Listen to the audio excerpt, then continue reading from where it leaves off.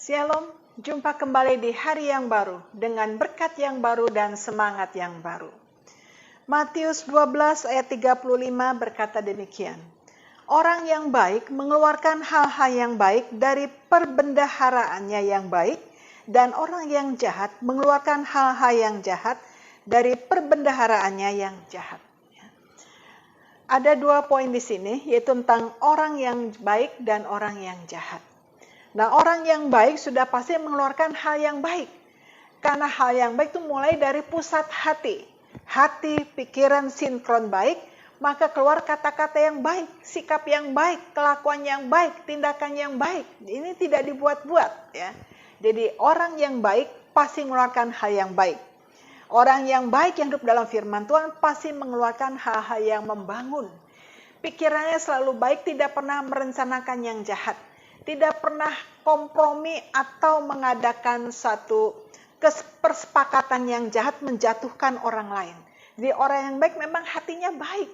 Tidak pernah merencanakan yang tidak baik. Selalu baik, baik dan baik. Maka sinar wajah juga baik, hidupnya tenang. Baik, walaupun tentu orang yang baik bukan berarti tidak punya masalah dan tantangan hidup. Tetapi dalam kebaikannya dia disanggupkan, dimampukan menghadapi dengan tenang. Yang kedua, tentang orang yang jahat dikatakan, orang yang jahat mengeluarkan hal yang jahat dari perbendaharaan yang jahat, dari hatinya yang jahat. Artinya adalah, kalau memang orang itu jahat, walaupun dia rajin ke gereja, dia aktivis, menjadi pelayan Tuhan, menjadi aktivis gereja, tapi kalau hatinya jahat tetap saja, yang digoda hal yang jahat, rencana yang jahat, hati yang jahat, kelakuan yang jahat, dan selalu merugikan orang lain. Selalu merencanakan yang jahat sehingga hidupnya tidak tenang. Di mana dia ada pasti ada hal yang jahat. Marah melulu.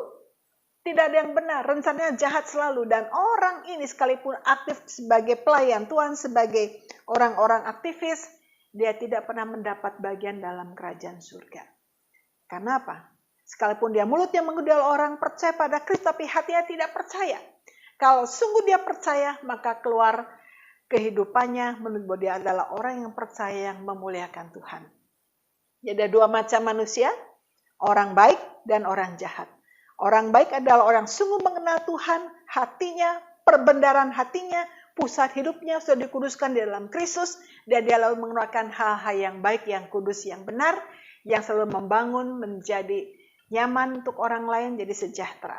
Yang kedua, orang yang jahat, sekalipun dia mengaku sebagai orang percaya, aktif dalam berkegiatan rohani, tapi hatinya penuh kejahatan. Dimanapun dia berada selalu ada masalah, dia orang troublemaker, selalu merencanakan yang jahat, dan dia tidak mendapat bagian dalam kerajaan surga. Sebab itu mari kita memilih menjadi orang yang baik di dalam Tuhan. Sekalipun kita penuh kekurangan, bukan berarti kita orang-orang sempurna, tapi dalam kekurangan kita, setiap hari kita mengalami pertobatan, setiap hari ada perbaikan, dan akhirnya kita dikuduskan, disempurnakan di dalam Tuhan. Mari kita menjadi orang baik dalam Tuhan, yang menjadi pemberita terang di sekeliling kita, yang membuat orang lain juga nyaman bersama kita, karena Kristus ada dalam kehidupan kita, sehingga kita menjadi orang yang baik di dalam Kristus. Amin. Mari kita menjadi orang yang baik, yang membangun sesama kita. Haleluya. Tuhan Yesus memberkati.